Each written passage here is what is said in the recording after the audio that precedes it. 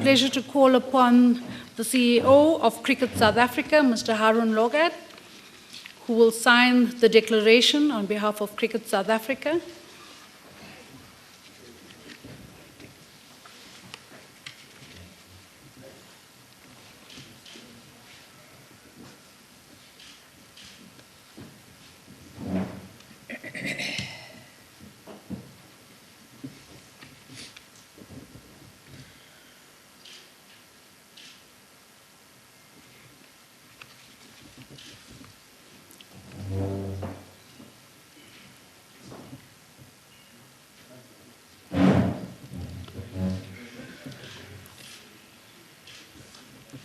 Thank you very much, Cricket South Africa. And I call upon Ms. Mimi Mtetwa from Netball South Africa.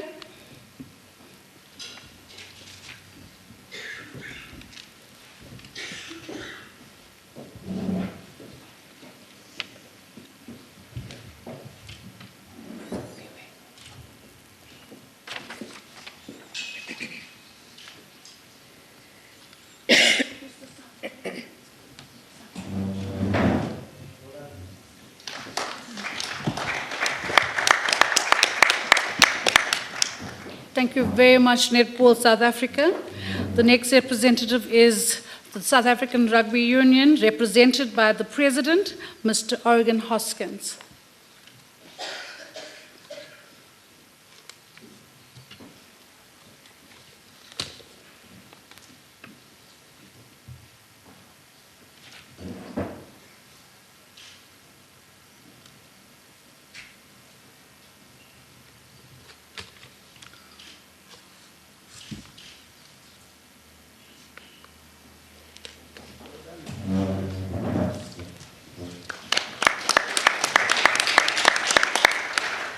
Thank you very much to Saru and to the President. And lastly, ladies and gentlemen, a representative from football.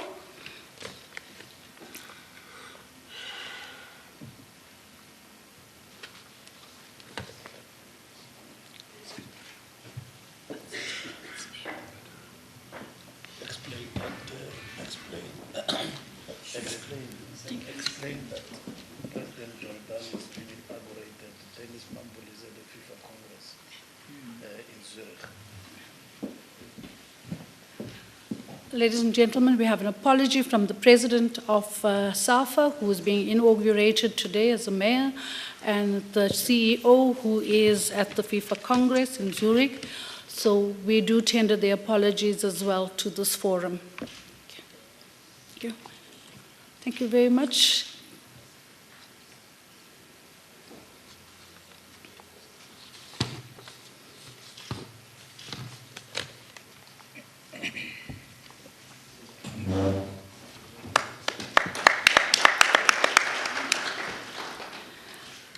Thank you very much to SAFA, and thank you very much to all the presidents. Thank you to our Director General and to the President of SASCOC. You may revert to your seats. Ladies and gentlemen, the EPG has concluded its second report on the transformation status of the 16+1 federations. It gives me great pleasure to call upon the Vice Chairperson of the EPG, the Eminent Persons Group, Ms. Riel Etwaba, to briefly comment on the 2014 Transformation Status Report.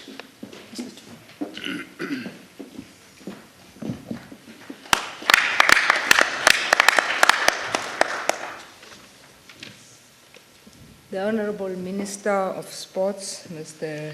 Mbalula, the Deputy Minister of Sports, Mr. Oosthuizen, the President of SASCOC, Mr. Sam, the Director General of the Department of Sports, Mr. Muyemi, the CEO of SASCOC, Mr. Reddy, the NEC member, Mr. William Walker, representing the President of SAFA, Denny Jordan, the President of SA Rugby, Mr. Hoskins, the President of Netball, Mrs. Mtetwa, Mr. Loggart, representing the President of Cricket, the President and members of all other sporting federations, members of both media, print and electronic media, honorable guests.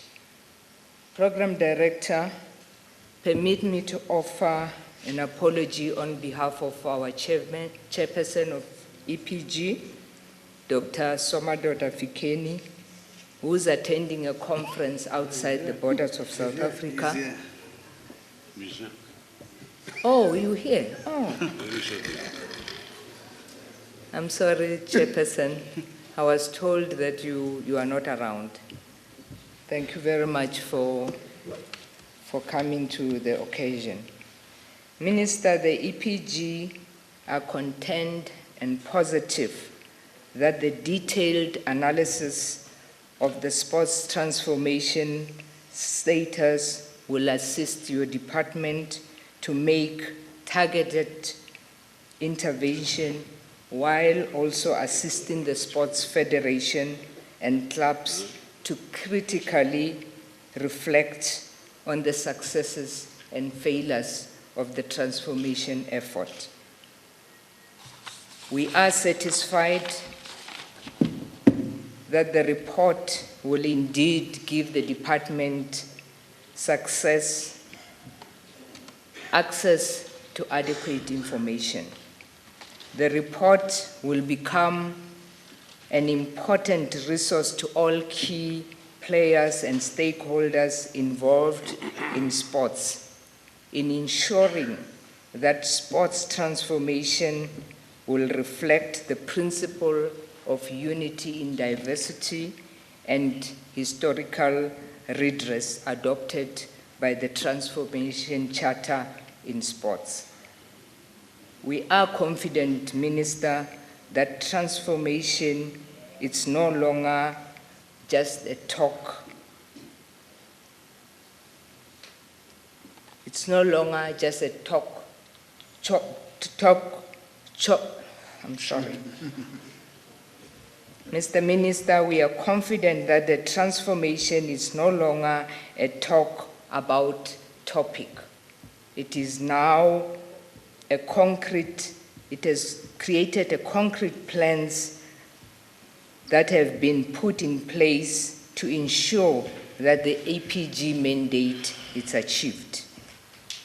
The EPG, informed by the assessment of the transformation, will make concrete, practical, and achievable recommendation that will ensure that transformation in sport is truly realized. Program Director, in conclusion, let me thank members of the EPG for their input in guiding the process. In particular, Dr. Willie Basson, who worked tirelessly researching and analyzing a range of critical areas of the report.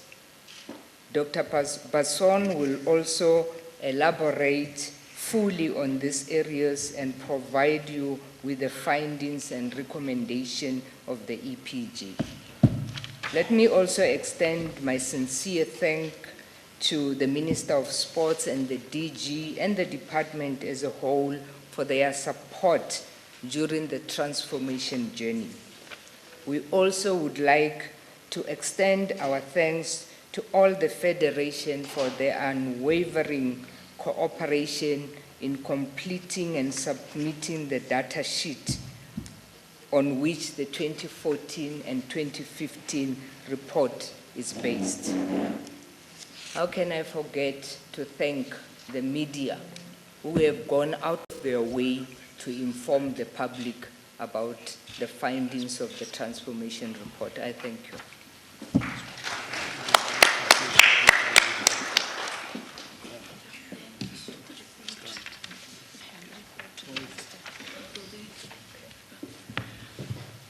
Ladies and gentlemen, may we request the Minister to step onto the other podium with Ms. Letwaba, who's going to hand over the report to the Minister.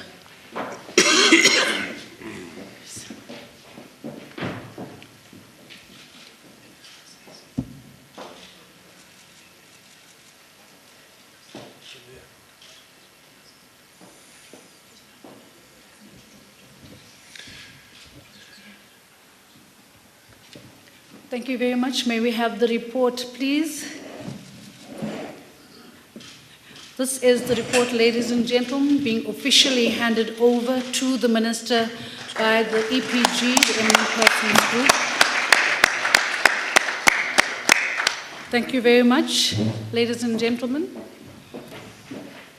May I take this opportunity to call onto the podium the Honourable Minister of Sport and Recreation, Mr. Fikile Mbalula. Thank you very much, Program Director Sumaya Khan, and good morning, ladies and gentlemen. Deputy Minister of Sports and Recreation, Mr.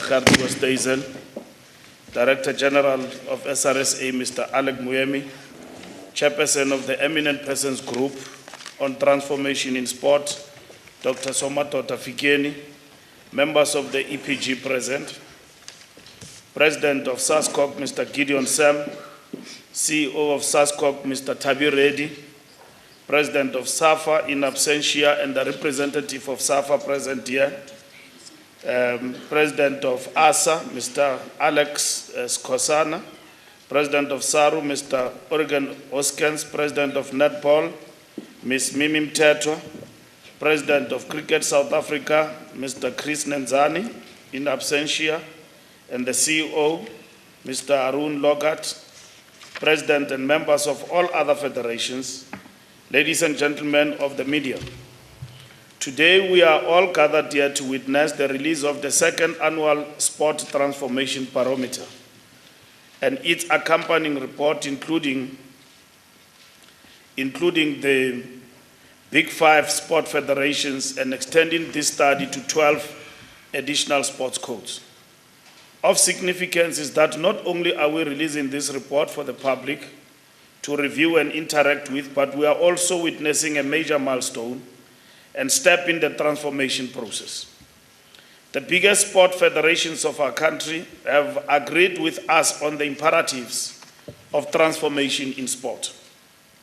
To signify this, they voluntarily agreed and committed themselves towards signing the agreements that sets out targets and commitments towards achieving equity, redress, and open participation on sport and recreation.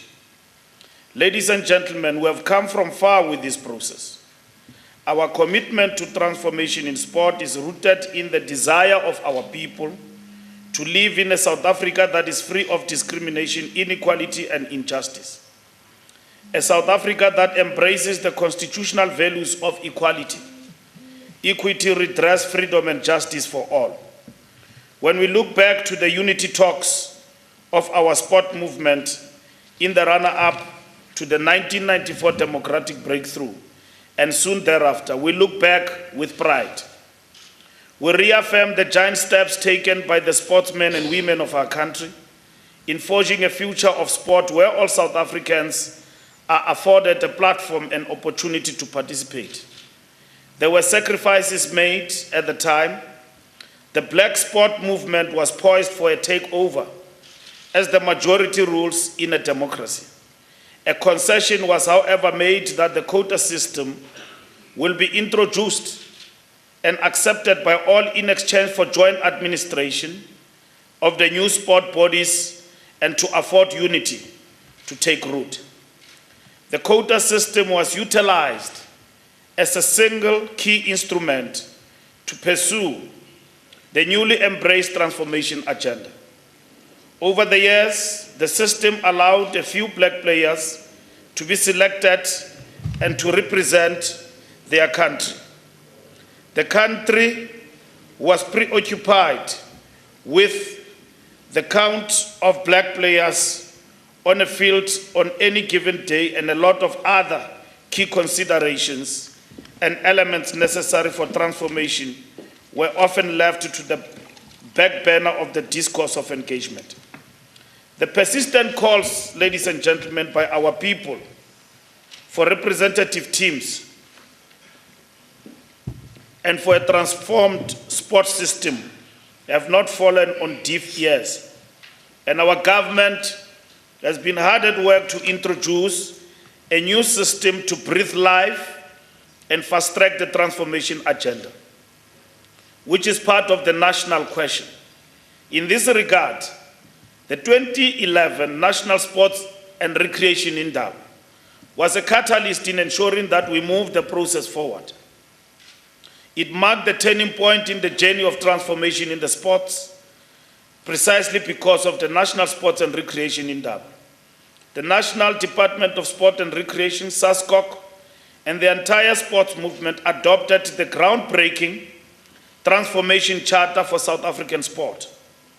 The adoption of this charter and its accompanying scorecard was a watershed movement for transformation in sport in the history of our country. For the first time, the sport movement and in the country in general had accepted a common philosophy underpinned by a multi-dimensional approach to dealing with the content and nature of the transformation agenda of our country. The Charter had outlined the key important areas of focus and direction of the transformation agenda in our country. The Charter not only highlighted the transformation challenges, but was detailed and answering in its strategy to ensure that transformation in sport should take place on a multi-dimensional level. At the core of transformation strategy lay the identification, incubation, nurturing and development of actual and potential human capital, thus to ensure that the human resource base of sport are optimally skilled and equipped. The Transformation Charter amplified 7 critical areas that had to be addressed to ensure that effective transformation takes place, and these areas are performance in the competitive arena, demographic profiles in defined areas on and off the field of play, access to infrastructure and participation opportunities, skills and capability development, governance practice, preferential procurement, and employment equity. The Charter, as the guiding light, further highlighted the inevitable, the need for the sports system to transform for both moral and strategic reasons. Morally, because it is the right thing to do, considering the grave injustices of the past, and strategically, because of the reality that 84% of the country's under 18-year-old population grouping is Black African and only 16 is white, colored and Indian. To ignore this strategic reality from a sustainability perspective alone bordered on suicidal approach in sport. Thus, the reasons for sport organization to transform rapidly have not only become compelling, it had become fundamental. Pursuant to the adoption of the Transformation Charter as a sports Indaba resolution, I made a decision to appoint an independent group, a transformation commission aptly entitled the Eminent Persons Group in Transformation in Sport in May 2012. The function of the EPG, convened by Dr. Somadoda Fikile, was not only to guide transformation of sport in our country, but to chart a new way forward for the fundamental transformation and meaningful development of our sporting landscape. Above and beyond this, the EPG was tasked to also monitor and evaluate the implementation of the Transformation Charter and to administer the scorecard. The significance of this multidimensional scorecard was that for the first time, there was consensus about how we measure transformation in sport. No longer will we be preoccupied about counting how many black faces are on the field. We now had a scientific tool to truly measure targets and progress in ensuring that the country had demographically representative teams. One of the major challenges for the South African society and sport in particular is how to restructure and reorganize itself to ensure access to equitable participation, opportunities, and structured skill and capability development at all levels, on and off the field of play. From a long-term sustainability perspectives, sports efforts should be targeted at the under 18-year-old South African population grouping, which is 84% Black African. This segment has to be a major focus area for the construction of a more sustainable and successful sports system. This statistic in itself should sharpen the mind with respect to the most obvious segment of human capital on which to focus development initiatives for long-term success. After the 2013 and 2014 audit cycles, the validation and value of audit to monitor and evaluate progress has been proven beyond doubt. The current transformation report is a comprehensive leap forward from the previous year's pilot study of 5 codes, as it does not only cover 17 sport codes, but it goes into greater details on a range of critical areas such as demographic representation, governance structures, specialist resource support services, preferential procurement, financial support, and employment equity. The progress thus far, together with the third audit that is in progress, will be used to review the current transformation charter and to adapt it where necessary. This is another step in the right direction. No plan and or policy of government can ever be said to be rigid, but must at all times be flexible to change and improve.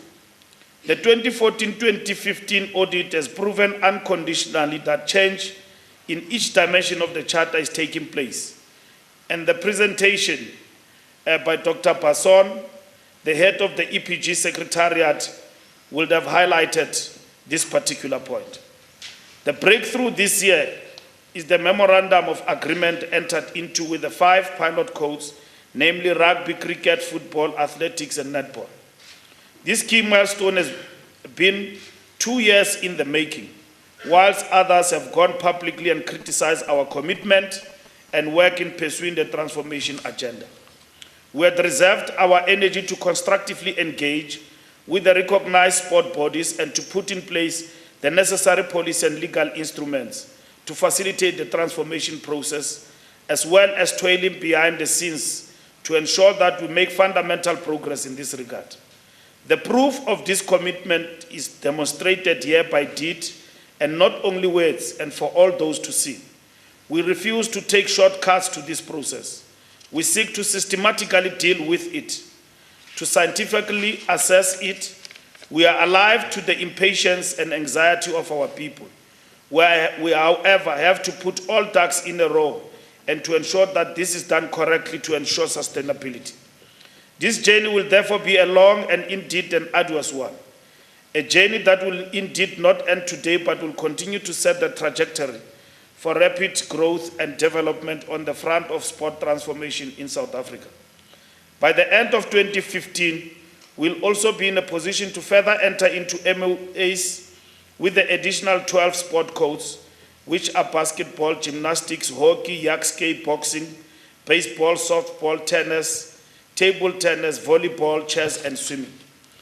The Memorandum of Understanding is firmly premised on the annual transformation audit and the transformation barometer of each federation, with clear and concrete transformation targets and goals over the next 5 years. I believe that given the political will and support from government at all spheres and SASCOC, we will indeed achieve an accessible, adequately funded, demographically representative and equitable sporting landscape. Sports codes have undertaken to respond to the audit findings and recommendation in the form of meaningful interventions. They further made growth forecasts in each transformation dimension up to the year 2018. In the interaction with the codes, to reach consensus on the forecasted performance, it was clear that the barometer will have an impact on the rate of change on performances in each dimension over the next 5 years. Change in this sporting sector is our collective responsibility. Transformation in sport and recreation is further an imperative and we will not compromise on its implementation. We dare not forget our past as we embark on a journey to reconstruct the sporting future of our beloved country. Within the broader government priorities, sport and recreation contribute notably to nation building and social cohesion.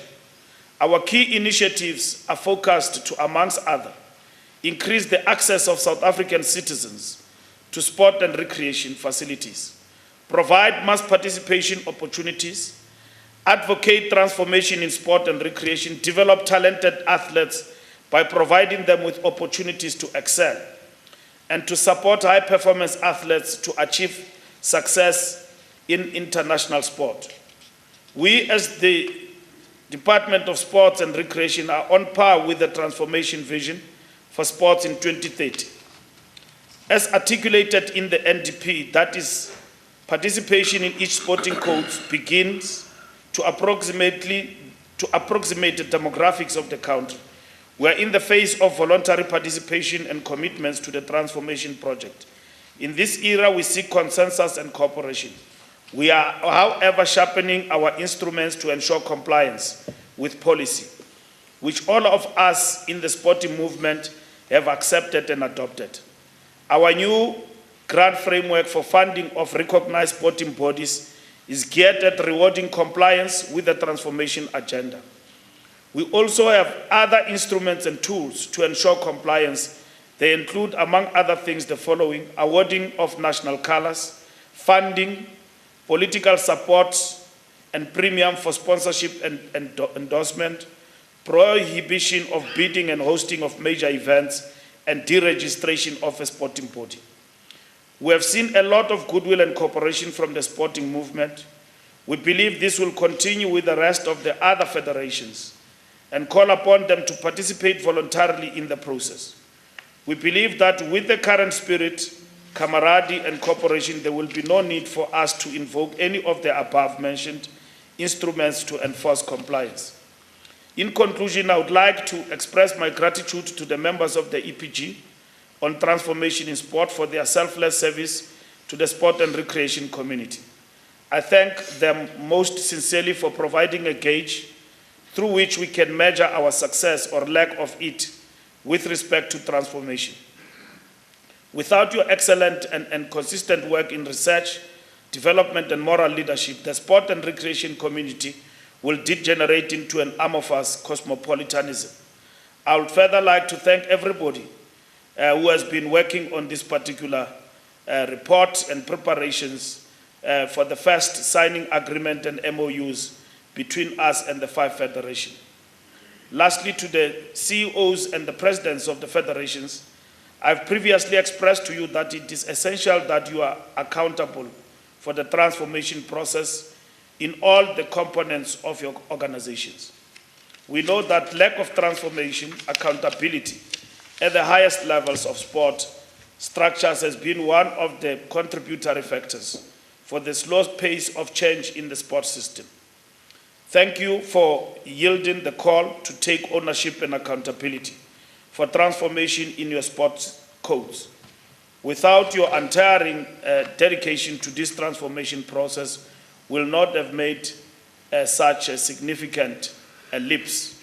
And today, we conclude a process and start a new beginning, in which most of our federations have committed themselves and signed agreements on what needs to be done in terms of targets and also in terms of the scorecard and the transformation charter. And we will actually evaluate them on the basis of what we have agreed. And in terms of the content of those agreements, I think the department people should care enough to circulate that to the media for the agreement that has been circulated, one, as part and parcel of the media package, but also will circulate, I suppose, the report that have just been handed to me by the members of the EPG. So in this particular regard, we understand fully that transformation, it is not an event, but it is a process. And today, we have actually worked together to enhance that particular process.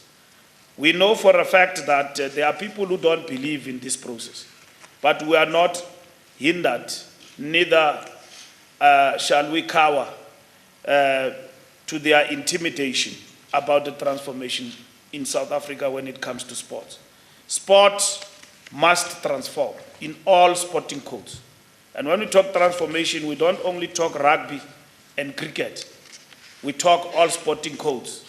That includes all sporting codes in the Republic of South Africa.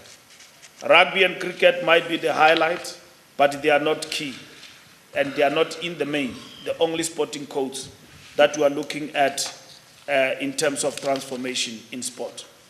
We are not going to speak now out of 10. We'll be speaking on the basis of what we have agreed. You will remember, for those who've got short memory like a rat, that we have agreed in the past in terms of this process, just to amplify what I've already said, that from what we raised of 60-40, we have gone back and engaged with the federations in terms of the targets that we have reviewed based on what they can achieve. And part of that agreement today entails that. So those targets in terms of 60-40 were not cast in stone. But it was important for the MINMEC to raise those targets with the federations to make it a point that we have not forgotten. And they must also not forget the agenda of transformation wherever they are. And that is what is important, we must actually recognize. The EPG is our statistician general in sport, is Padili Hohla in sport, to evaluate what we are doing and at the same time to say to federations today, those who have signed, we have committed to doing the following. What has happened? Why are we not in a position to implement? So our process is very scientific. When we criticize and when we punish, it is based on the scientific outlook and the research that we have basically undertaken. So there is future for everybody, and everyone must believe in this journey. The racist and the right-wingers must be isolated, the same as we have achieved our freedom, where in which all freedom-loving people and South Africans and people of the Rainbow Nation cohere on the consensus of a democratic South Africa and a Rainbow Nation. And the right-wingers fall apart, and they were defeated by the mighty consensus of our people.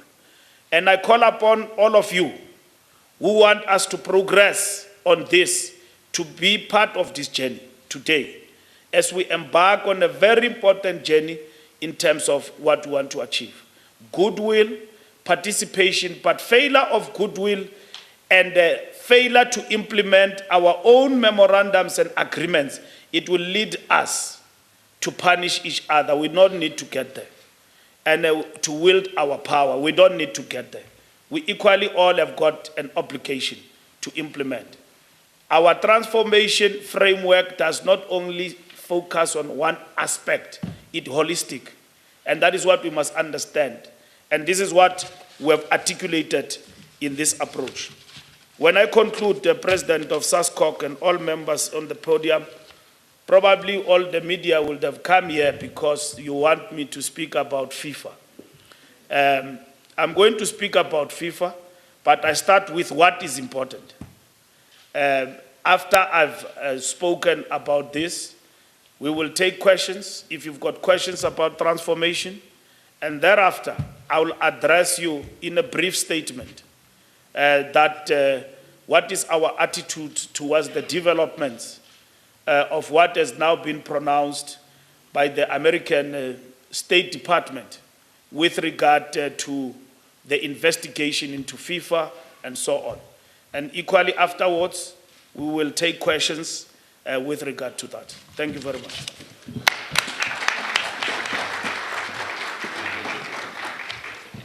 Thank you very much, Minister, for that enlightening address and for reminding us why we're here today and what the expectations are of the sporting sector. Ladies and gentlemen, the report that was handed over to the Minister will be handed over to you. The summary that was to be presented as well will be handed over to you. Before we go into the question and answer session and to the media briefing, as the Minister has indicated, may I call upon our Director General, Mr. Alec Moemi, to move a vote of thanks. And while he's getting here, ladies and gentlemen, I must indicate that when we were signing the declaration of intent, I called on the SAFA representative, and the SAFA representative who is with us, who signed the declaration, was Mr. William Muka, who is the National Executive Committee member of SAFA. Thank you.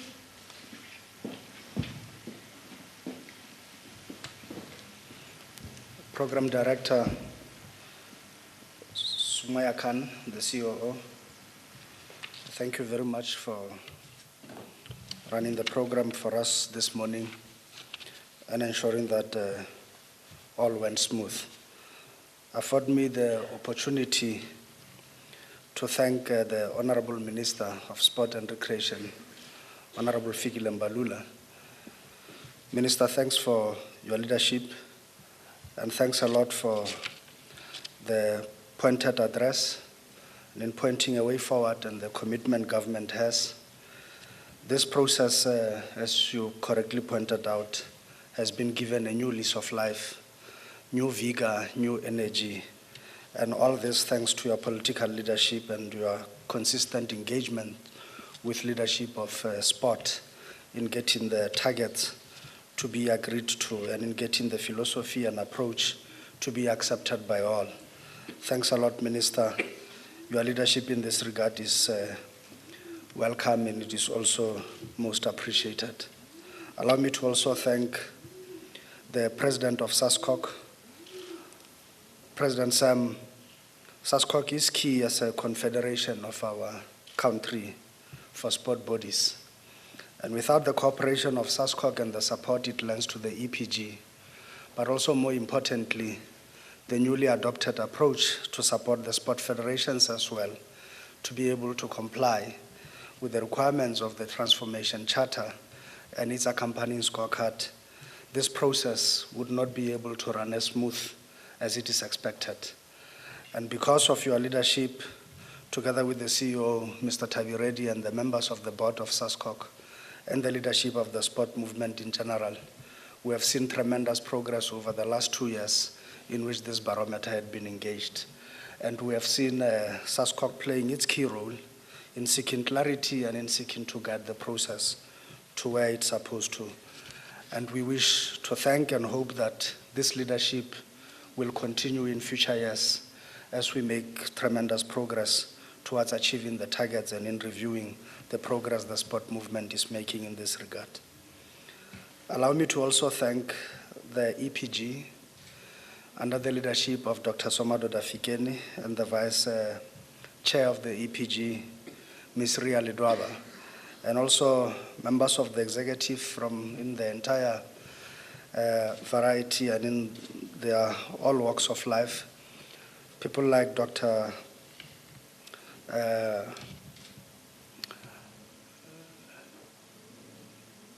I forgot his name, I'm sorry. Dr. Ramsamy. Not him, I was thinking about the other doctor.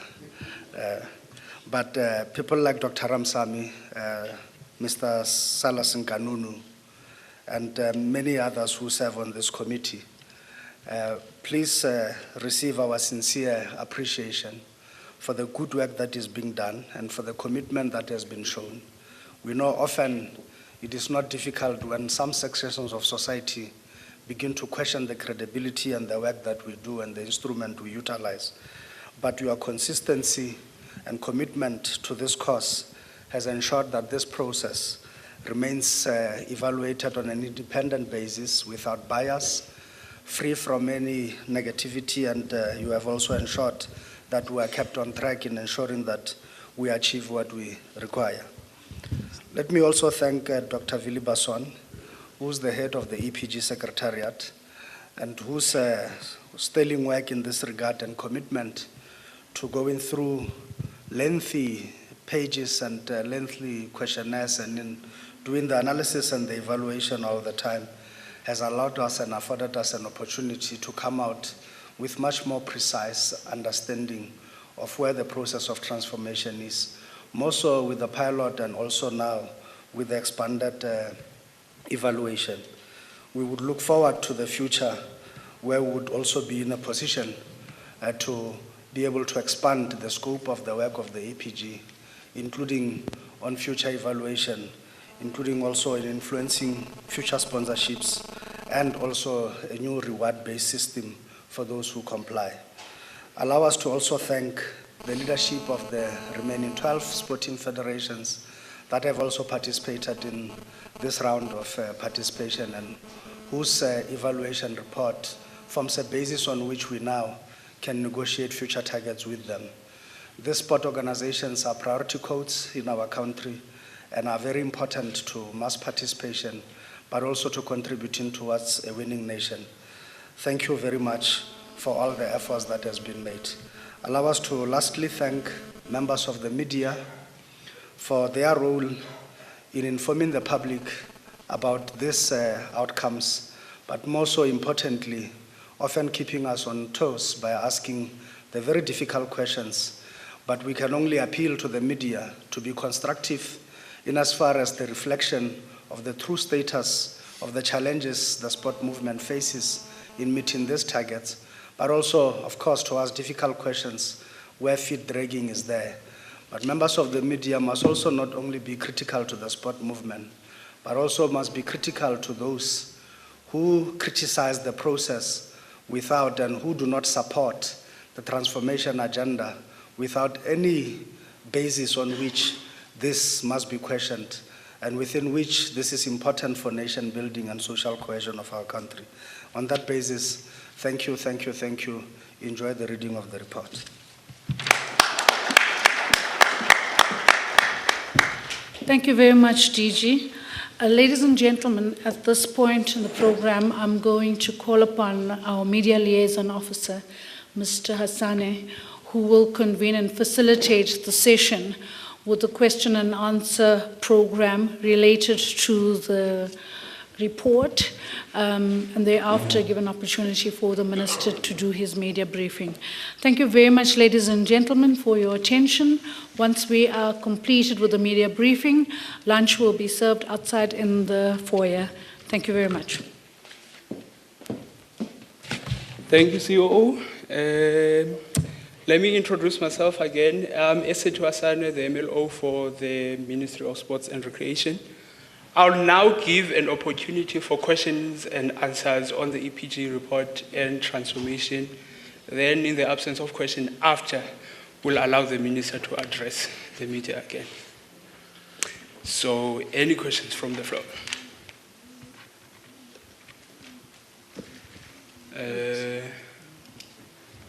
I can't see from here. So there's no questions on transformation? It's understood, it's clear. It's clear? Yeah. Okay. Then let me give to Minister to address the media on transformation. It's clear, understood.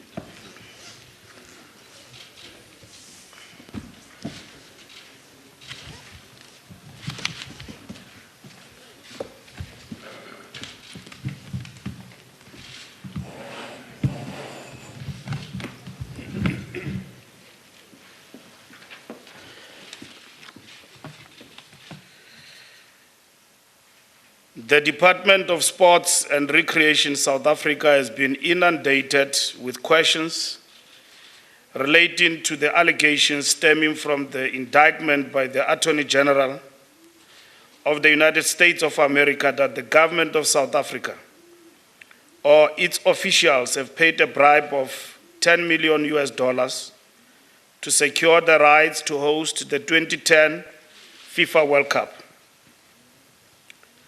The Department of Sports and Recreation South Africa hereby indicates that all funding by South African government was transferred via the National Treasury to the National Department of Sports and Recreation, South Africa. and that no such amount was paid by the Department of Sport and Recreation and the Government of South Africa to any individual. Our financial records and books for the 2010 and 11 financial years and those before and after the period of the World Cup have been audited by the Auditor General of South Africa, and no such amount has been found on our books. The funds transferred to the local organizing committee were also accounted for. At the close of the books of the LOC, government received the close-out report, including audited financial statements by a reputable international auditing and accounting firm, Ernst & Young. The financial statements were unqualified, and the audit opinion fairly represented the financial position and compliance with the accounting policies of the LOC. On this basis, the Department of Sports and Recreation South Africa and Government of South Africa duly accepted the close-out report of the LOC and submitted same to our National Treasury, as is expected in South African law. In the interest of transparency, government also finalized its own close-out report, which was approved by Cabinet and duly released to the public in early 2012. We have therefore noted with keen interest the allegations from the Attorney General of the United States and will follow on their investigation. We will approach our Department of International Relations and Cooperation to request through the diplomatic channels existing between the two countries the copy of the indictment to establish the basis on which the allegations are being made, as this has a potential of tarnishing the name and people of our country globally and put into question the competence of our nation in organizing mega events.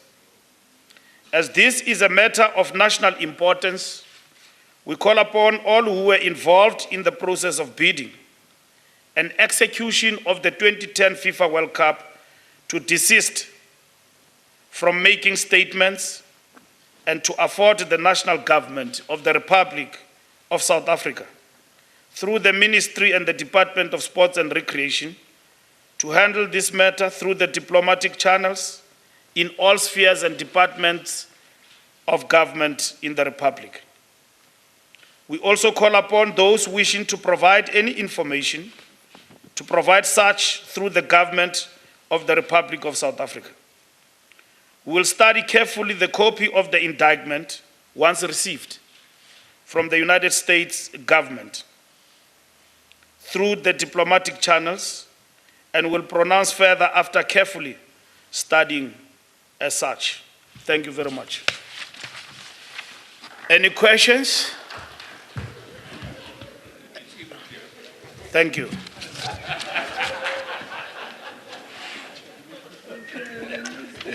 Thank you so much.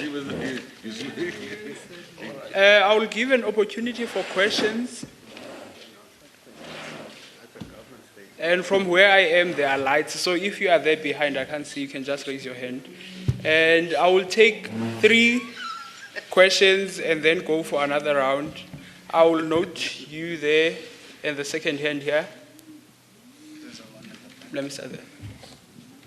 Name and media group. David Smith of the Guardian newspaper from the UK. As for the minister, can I ask, have you spoken to gentlemen such as Mr. Jordan and Mr. Koza, and has the ministry had a chance to meet with the South African Football Association to discuss these allegations? And just to your point on what the financial records show, my understanding from the indictment is that in fact it wasn't the case that the South Africans handed over money directly, so they allege. It was more that the FIFA funding to South Africa had $10 million shaved off it, and that was rerouted. Is that your understanding? And then the second hand that was there.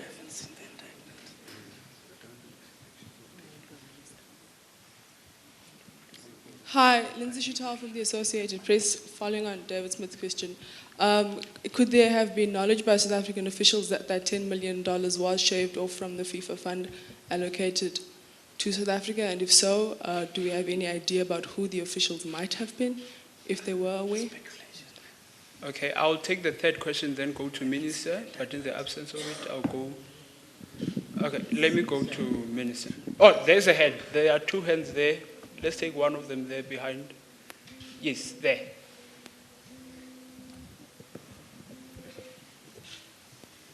Lutom Tongana, Bloomberg News. Just wanted Repeat, please. Lutom Tongana, Bloomberg News. We just wanted to know whether, has the South African government been in touch with Jake Warner since the indictment has been released? Can you also? We can't hear. Okay, we can't hear. Can you also repeat the name and also the question? Lutom Tongana, Bloomberg News. The question was? Has the South African government been in touch with Jake Warner since the indictment? Jake Warner. Okay, I'll give the opportunity for Minister to respond to those questions. Then I'll come for another round. Well, thank you very much for the questions. As I've said from the beginning, of course, we are in touch and we are connected with the CEO or former CEO and the chairperson of the LOC, not specifically on this matter. Because as you know, this is the FIFA week in terms of the Congress, and the news came yesterday with regard to these allegations. That's the first thing, and I think some of them are in Zurich as we speak now, and Danny will be going to Zurich later on today to attend the FIFA Congress. We can't comment on speculation. We have not been furnished with an indictment by the United States of America. I have said in my statement, which will be circulated, that we will, through our diplomatic channels, understand how we are mentioned, or if we are at all mentioned in the indictment. That is proper. Everything else is a speculation. We've got no obligation or anything of that sort or any business to do with Jake Warner, and such that we could be in touch with him at all times. I've stated it clear and categorical on behalf of the South African government. We have not transferred any money to any individual of that sort, such that our government stays very clear that our engagement with the FIFA World Cup with regard to our finances, guided by the prescripts of our financial management systems. It is very clear what I'm saying to you. Our Treasury will say it, our Auditor General will say it, the accounting firms will say it. To say that our government is involved in transferring an amount of 10 million rand Dollars. Yeah, dollars or millions. It's the same. It's a matter that we don't take lightly, and it's a matter that we want to stay clear about.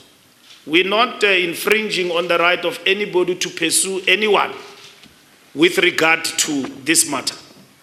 And we only want the processes that are there within government to government to be respected. And in this regard, our Foreign Affairs, which is DERCO, Department of Information and International Relations, we have written to them to get in touch with their counterparts to furnish us with the indictment.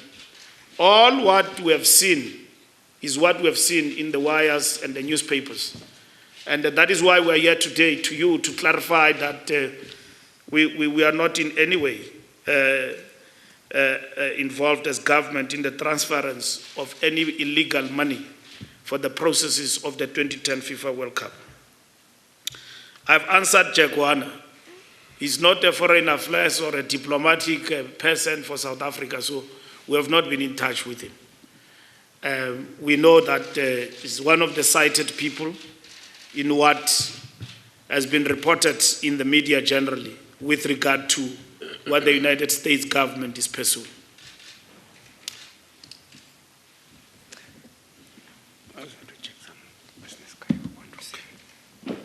Yes, I'm done. Okay, thank you, Minister. I will also take another round of 3 questions. There's a hand right there at the back. And I want to see another hand. There's this hand there at the back. Can we take the mic to the hand there? Okay, there's one with the mic. Then let's take the one with the mic and then we'll go after to her. Hello, I'm Pauline van Wyk from Media 24. Minister, can you give us an indication if there is any mutual legal assistance between the FBI, the Americans, the Swiss government, and South Africa?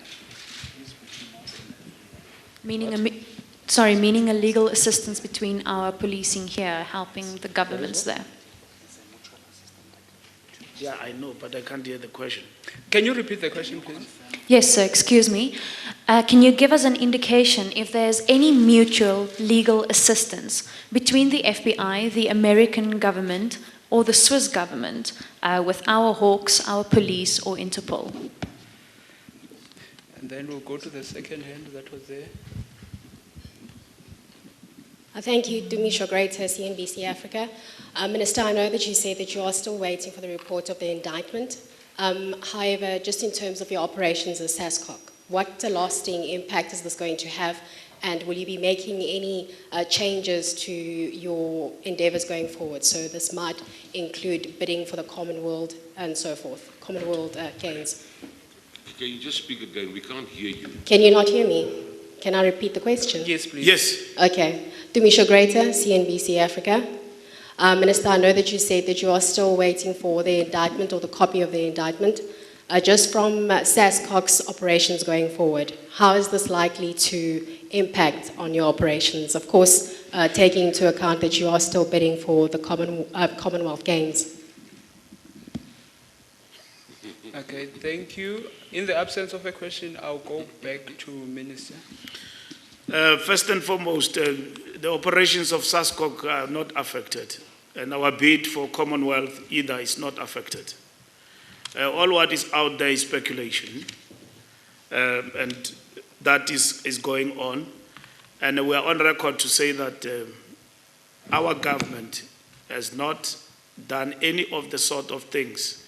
Before we even receive the indictment, that issue we can clarify at first for everybody just to be at ease, to understand that there's no amount of money that was transferred from government to bribe anybody of 10 million rand, or whatever that is the case.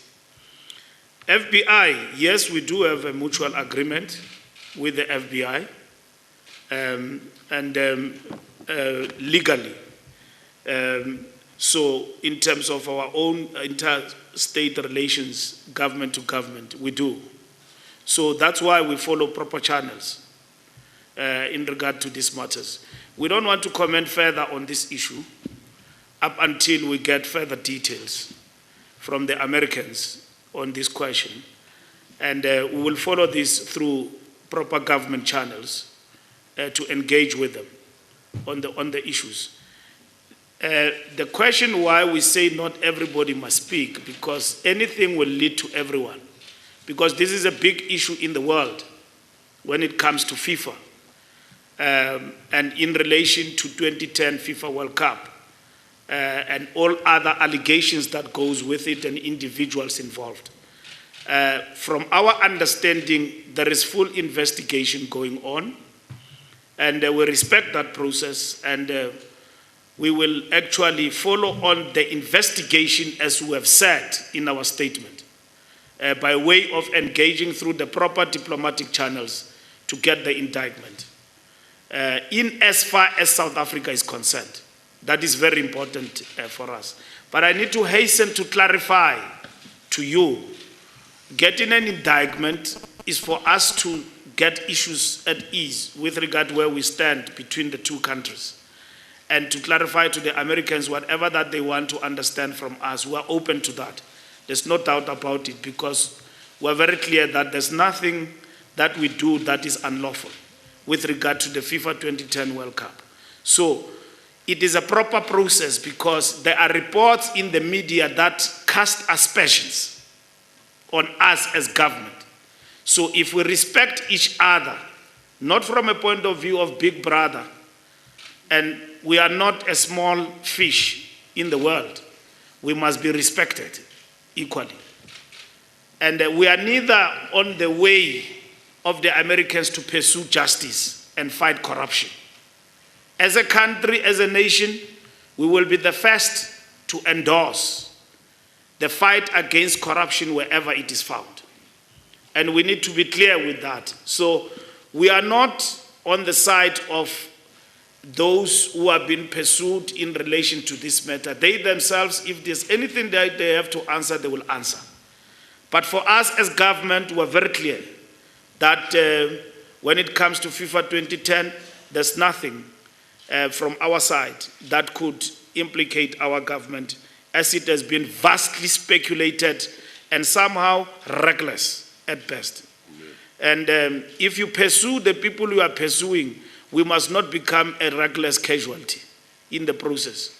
We do understand the philosophy of war, that in pursuit of what you want to achieve, the innocent are victimized, not deliberately, but unavoidably. And we shouldn't be the ones who are victimized deliberately and unavoidably and caught up in this particular process. But that being said, we are prepared to collaborate and work with everybody when it comes to this particular matter. We are also in favor of cleanliness and good governance when it comes to the sport of football.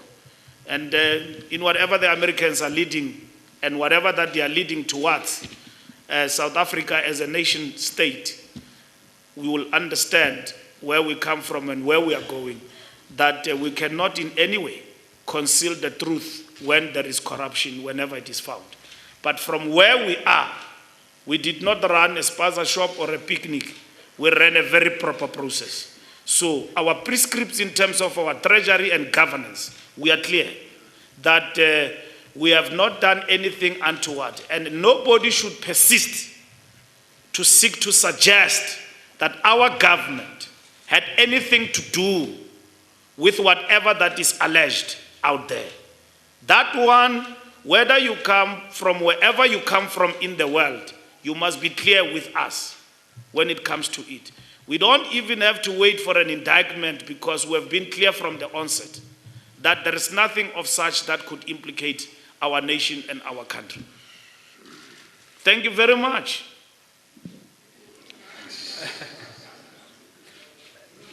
I will take the last round and then we'll wrap up for a one-on-one session.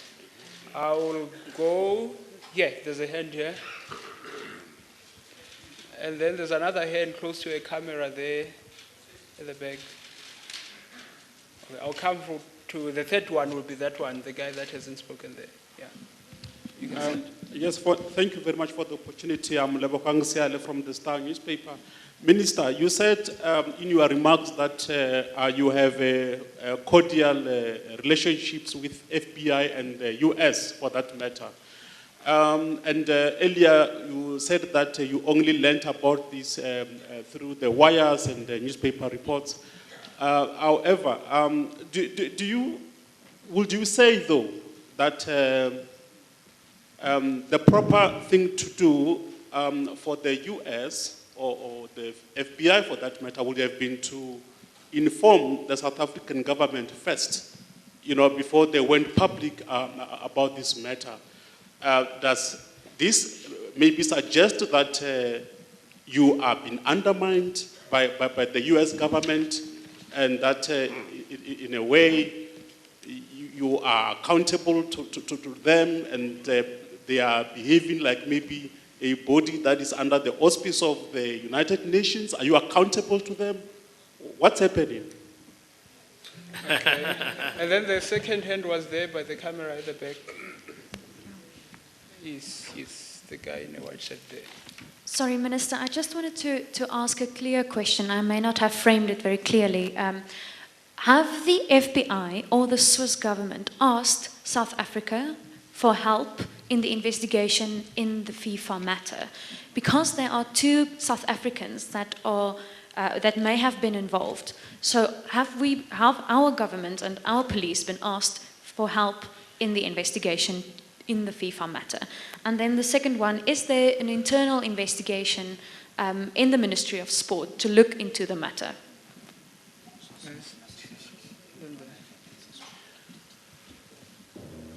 Minister, I'm Bongani Bingwa from Carte Blanche. These are not the first revelations around, or at least suspicions around, the administration of international football. How do you place this latest round in the context of your attempts to try and investigate issues in the build-up to the 2010 World Cup? Thank you. We're just going to give Minister an opportunity to reply.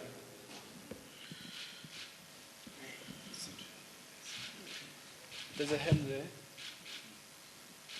Where's the mic? Can you please pass on the mic there? It's not working. Another one, please. Thank you. Yes, it's working now. Yes. Hi, Minister. Uchi Mulefra from eNCA News. Minister, would you support a call for travel documents of members of the bid committee maybe to be published in order to ascertain if maybe there would have been someone who would have traveled to France? Can you please repeat because the mic was cutting? Okay. Minister, would you support a call for travel documents of members of the bid committee maybe to be published in order to ascertain if there might have been anyone that had traveled to France to actually maybe meet with, one of the co-conspirators that have been named in an indictment, and to find out if any money maybe had been paid to CONCACAF, if not any individuals as you've stated? Okay, thank you. Just allow me. Minister. Ladies and gentlemen, first, Lebogang Siale, Star. Yes, mutual relations means that you cooperate, including issues of extradition of people and all of that, including common investigation and capacity building and all of that. So it stays like that. And that agreement stays like that. And if FBI wants South Africa, in one way or the other, to be involved and assist in the investigation, they know what to do. And we leave it at that. We don't feel undermined in any way with regard to what the Americans are pursuing, based on the information that they have. Revelation with regard to probably the indictment they have in relation to South Africa, that will also be processed through the established relations between the 2 countries. Of course, they've got their own reasons, which we don't know. And in this particular instance, we will not want to comment in a way that seeks to harm or undermine their own processes. But what the principle we are raising is a principle of sovereignty as a nation. And that's what we'll protect. To say that within the established diplomatic relations between the 2 countries, we will pursue the matter in relation to what the indictment says in as far as South Africa is concerned. It's of concern to us. It is a serious matter. It is important that we need to cooperate with regard to this particular matter. It is in no way, in our view, constitute an element of undermining.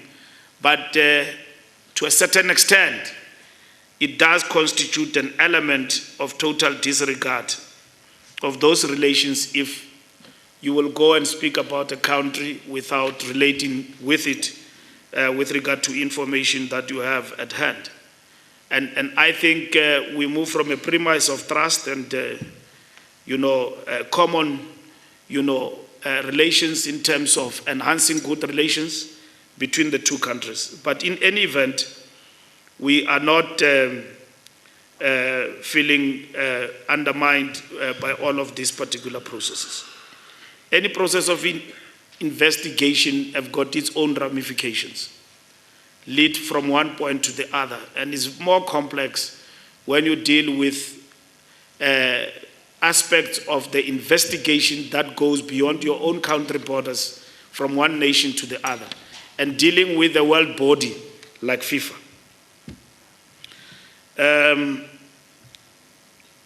Have help been asked to South Africans involved?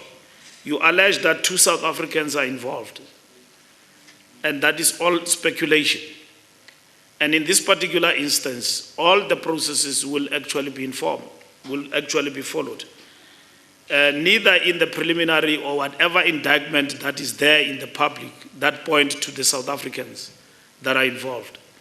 And you allege that it is 2. We don't know. The indictment process, as we said in our statement, will indicate to us if there's any of our people involved and how. And that is what is important for us. OG, it is premature for anyone to suggest that travel documents or anything for that matter need to be looked at to verify. There's no such a trial and investigation that is run like that. The process of investigation, if it is properly followed, it is upon the investigators to look at all those things that they actually allege. But we come from a country where we respect the principles of presumption of innocence until proven otherwise. And we're a constitutional democracy. And in this particular instance, you don't prejudice and give information about what you know before you even conclude on the investigation. That in itself can prejudice individual, but also can undermine the process of investigation. We are not, and we have never acted in Hollywood, so we are not used to these things. But those who have acted and live in Hollywood every day, is good for them. We are not schooled in that. It's a new phenomenon to us to know that you reveal everything before you arrest a person. The rights of an individual must be protected. But equally, you must not undermine your own investigation. Because at the end of the day, you're giving those you are investigating before you even arrive at them clues about what you know. But generally, it's a smear campaign equally. To say that somebody was having a bag of 2 million or 10 million US dollars. I don't know 10 million US dollars. I've never seen it with my eyes, but I hear it can fit in a suitcase. Is it a briefcase? It's too much, man. I've not seen it with my eyes, but it is alleged it fits in a briefcase. So those who are investigating are telling us that, and they report through you, the media. We are rising on a matter of principle to say that as a government, we don't know any of the sorts of things that they raise, and the due processes should be followed with regard to the matter. So once we get the formal indictment and every information that goes with it, we should be in a position to respond appropriately. And we are saying to our people in South Africa and our media, let us protect our sovereignty and national interest and fight corruption. But equally, we must not allow to be abused. And people seek to cast aspersion on our integrity at the expense of everything else that they are pursuing. We too, as people, we've got national interest. But if those that are pursuing what they are pursuing, let them not actually leave us with a mud. Let them respect us. We will collaborate with them. We've got nothing to hide as a nation and as government with regard to what they've raised as investigation into FIFA. And if any of our people are involved, we don't conceal. Processes that bind us between the two nations must be followed. The same as they've gone to Switzerland in terms of collaboration, FBI and all of that, arrested people at FIFA, we too must be respected. We cannot be the aftermath and then be told that somebody left with a jet and landed in a desert and left a briefcase. When you look at that thing, it's like you are watching movie magic. You know, when people exchange, briefcases, and then it's a movie, and a mafia style, and then they left. These things are things we never thought we'll hear about them. Now they are reported here in this movie. I don't know what will it be called, but the movie is coming here. So, and we are told that we are the main actors of this movie. But the main characters is FIFA, you see. So, we are told we are the main actors. We don't mind, but the fact of the matter is that we could just be actors, in passing, but we must be respected, We must be fully informed, and we know what is basically happening. We will not conceal or fight against that. Carte blanche, the issue of match fixing, I went to Zurich, I met with Mr. Blatter, I met with the investigators. June is the deadline to come back to us about match fixing allegations, to give us the reports on this particular matter. So that's where we're at. Now, where will it place us in relation to this new allegations and pursued by the law in the United States? I don't know. Neither did I predict that today we'll be here talking about what would have happened in 2010. So, with regard to that matter, I'm still waiting for FIFA to give us a feedback on that investigation of match fixing.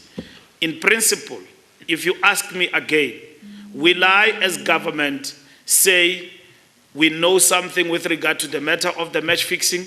The reason I was pursuing the issue and I was going to FIFA and asking them to collaborate and give us information is exactly for the same principle of cleanliness in the game of football. If any investigation will help us to get to the bottom of that and prove anything otherwise, I'm happy that it will have taken us forward. You see, we live in a world where there's complexity of the laws that govern us differently. And criminals and those who promote criminality exist in an environment of established laws and understood what constrains government in relation to their acts. Already, an individual was arrested with regard to match fixing, Perumal, and in this particular instance, whoever was implicated in South Africa and so on is a matter that is waiting for a report that we'll get so that we're able to clear people with regard to the matter of match fixing. Up until then, I'm not in any position to say what is the next step. But I'm saying that the South African government and its people will not stand in any way of pursuing justice, criminality, fighting corruption in sport, and bringing those who perpetuate such into justice, because that harms the integrity of the loved sport in the world. And for good intentions, if not political, if such are pursued and found, they must be brought to justice. Our people and our government will stand by that. And we've got no reason to basically hesitate and have sleepless nights about where do we stand with regard to this matter. It is for that reason that I'm saying to you, we as a government and our people managing the resources of the South African people, we did not share part of your resources with criminals. I'm saying it now and forever. Not in doubt about it.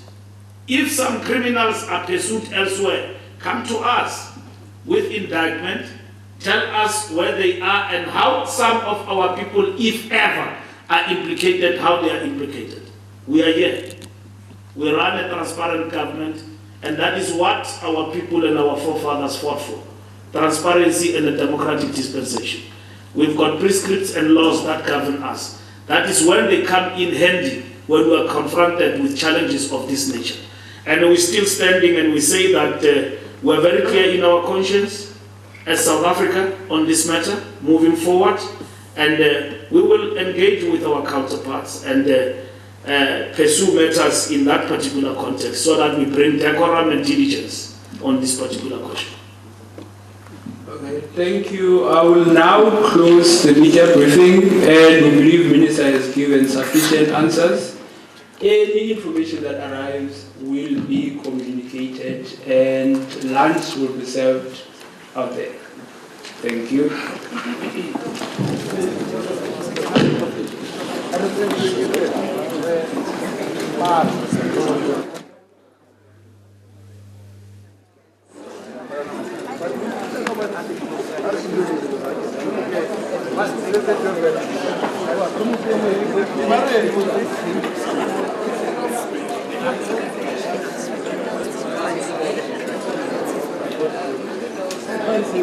You act on chat.